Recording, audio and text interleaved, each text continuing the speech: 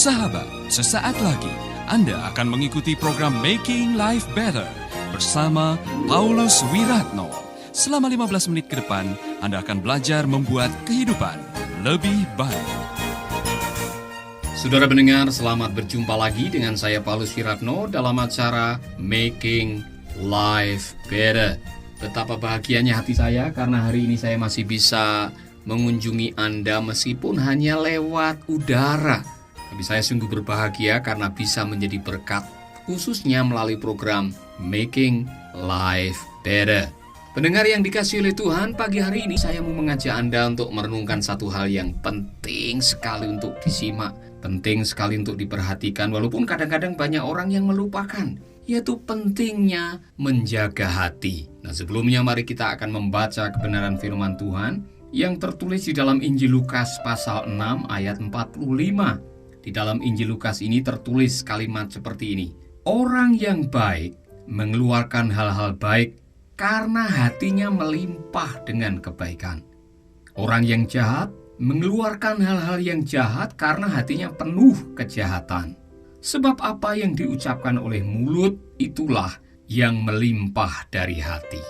Apa yang keluar itu cermin dari apa yang di dalam. Kalau yang di dalam kotor, yang keluar kotor. Seperti waktu saya membawa segelas Coca-Cola. Kemudian saya tercandung, kemudian saya jatuh. Maka yang tumpah dari gelas saya adalah Coca-Cola.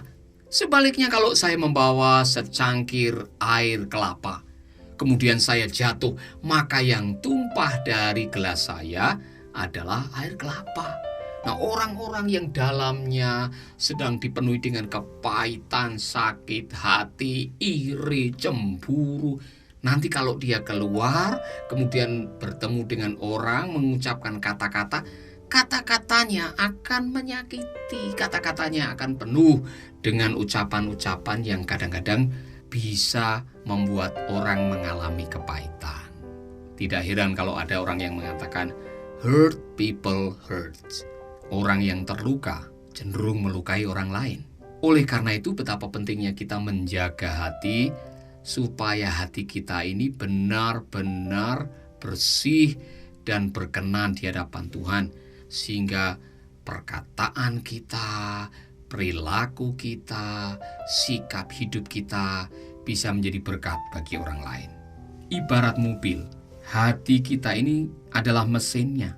Nah, jika mesin sudah rusak, maka kinerja mobil akan terganggu, saudaraku. Tidak peduli apakah mobil itu masih mulus, catnya masih mengkilat, atau baru mengalami modifikasi. Kalau mesinnya udah rusak, ya mangkrak mobil itu tidak bisa dipakai, ya kan? Tidak ada gunanya naik mobil yang bodinya kelihatan kinclong, kursinya dari kulit buaya, speakernya stereo buatan Jepang. Kalau mesinnya ngadat, tetap aja jalan di tempat. Tidak bisa membawa kita kemana-mana. Demikian juga dengan hati. Hati ini adalah sumber kehidupan yang harus selalu diberi perhatian. Gagal memberikan perawatan bisa membuat hidup ini jadi berantakan. Nah, sayangnya kita ini jauh lebih banyak menghabiskan uang, tenaga, waktu dan perhatian kita pada masalah-masalah yang hanya kelihatan di luar saja. Sedikit sekali perhatian kita ini untuk kehidupan batiniah kita. Padahal sehat tidaknya kondisi hati ini sangat menentukan kualitas hidup kita sehari-hari. Begini, mari kita coba jujur dengan diri sendiri. Kalau tanggal muda kita terima gaji, berapa banyak yang kita habiskan untuk yang di luar? Pakaian, make up, ke salon, untuk sepatu, untuk masalah tubuh ini. Dan berapa persen yang kita habiskan untuk masalah-masalah batiniah? Beli kaset rohani, beli buku rohani, membaca Alkitab. Berapa banyak waktu dan tenaga kita yang kita habiskan untuk mengurusi manusia batiniah kita? Saudaraku, Rasul Paulus pernah berdoa, dan doanya seperti ini. Aku berdoa supaya oleh kekuatan roh kamu dikuatkan manusia batiniah kamu. Karena Rasul Paulus menyadari bahwa kekuatan batiniah ini sangat penting. Tidak ada gunanya engkau memiliki segalanya, engkau tampil luar biasa, tapi dalamnya rapuh. Saya pernah bertemu dengan Arnold, seorang yang postur tubuhnya sangat atletis bagaikan binaragawan. Penampilannya selalu prima, wajahnya tampan dan menawan seperti Gatot Kaca. Namun sayang, cengengnya nggak ketulungan.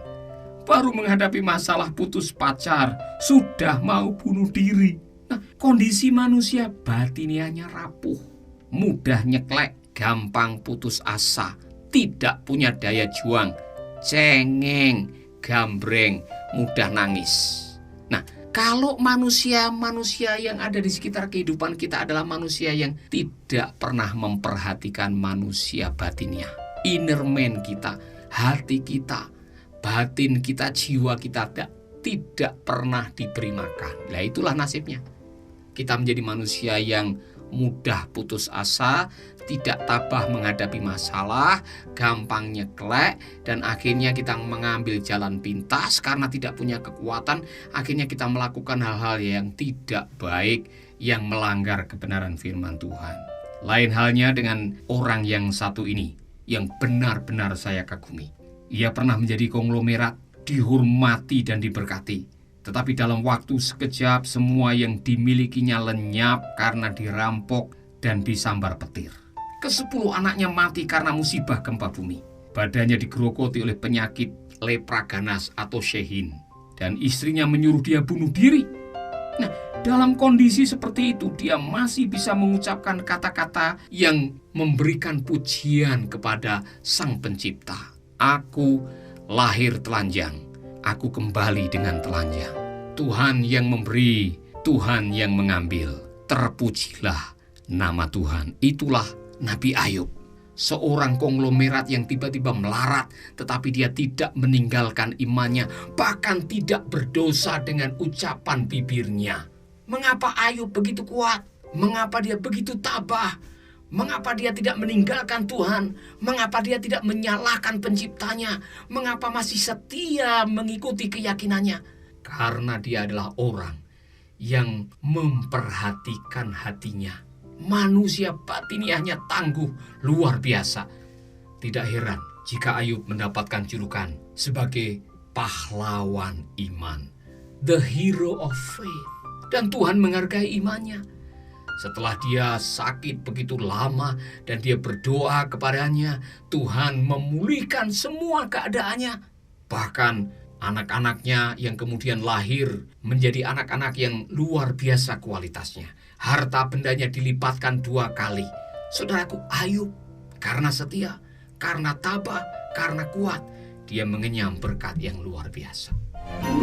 Anda masih mendengarkan Making Life Better.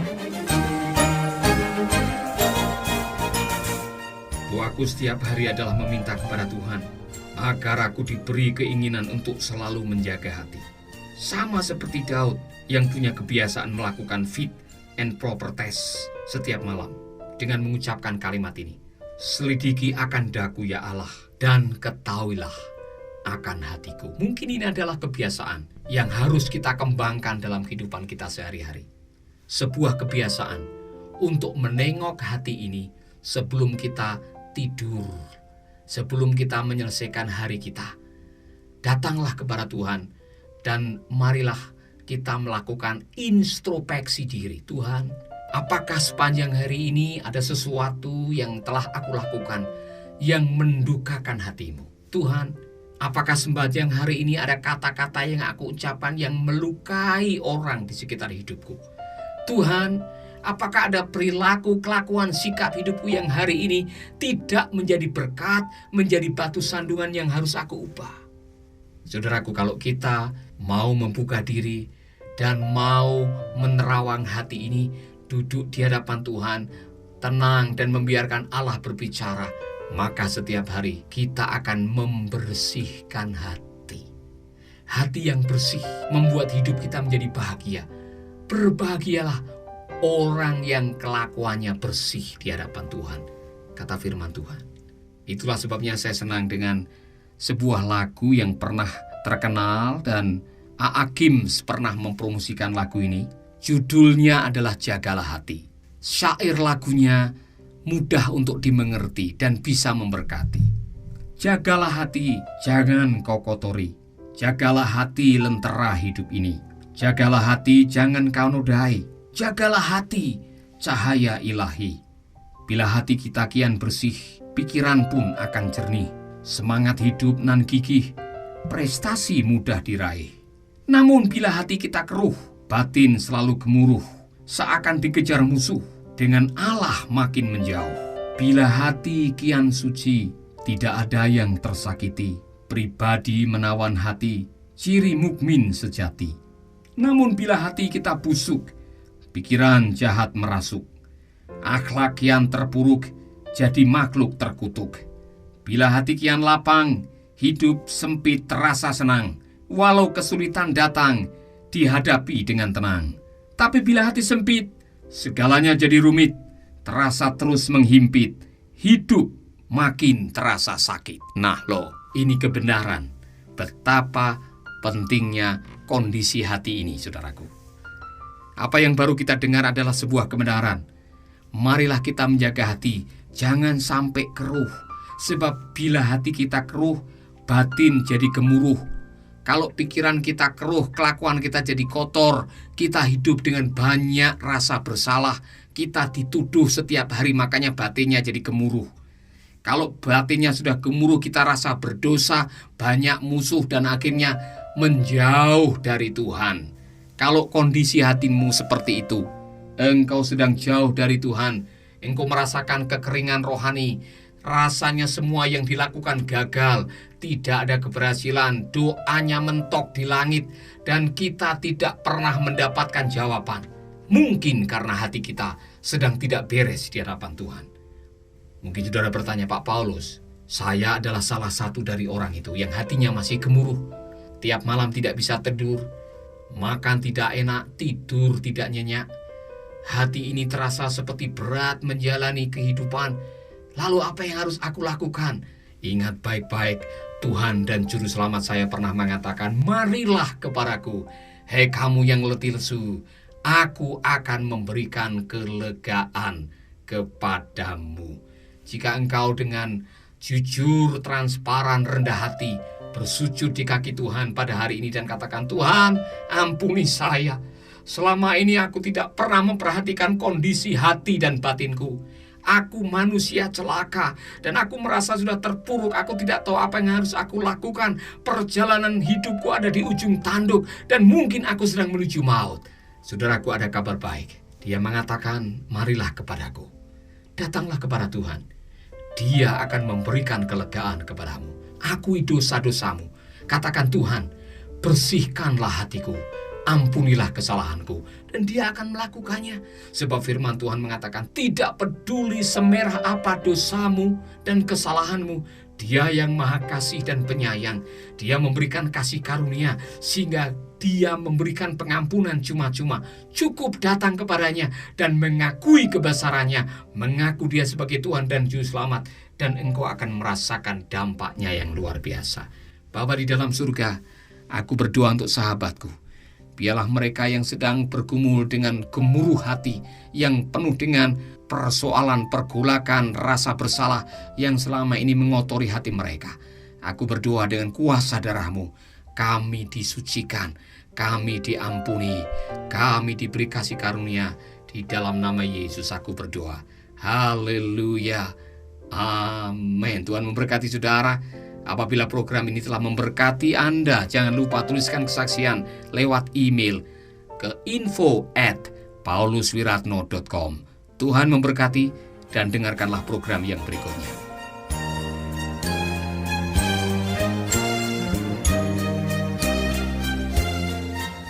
Jika sahabat diberkati dengan Making Life Better, kirimkan kesaksian sahabat ke PO Box 3569 Denpasar, Bali, atau ke Radio Dian Mandiri Nasional, Jalan Intan LC 2, Gang 4, Nomor 1, Denpasar, Bali. Kunjungi website kami di www.pauluswiratno.com. Tersedia CD dan buku Making Life Better dengan topik Kalahkan Kekhawatiran dengan 5B dan Salon Kecantikan Jiwa. Dapatkan di toko buku terdekat atau di radio kesayangan sahabat. Hubungi kami di 0361 7933 612 atau di 081338665500. Terima kasih atas kebersamaan sahabat. Tuhan memberkati. Sahabat, Anda baru saja mengikuti program Making Life Better bersama Paulus Wiratno.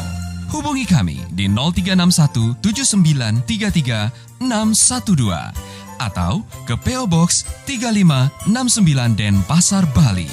Bisa juga melalui SMS ke 7669, ketik RDM spasi pesan. Terima kasih atas kebersamaan Anda. Tuhan memberkati.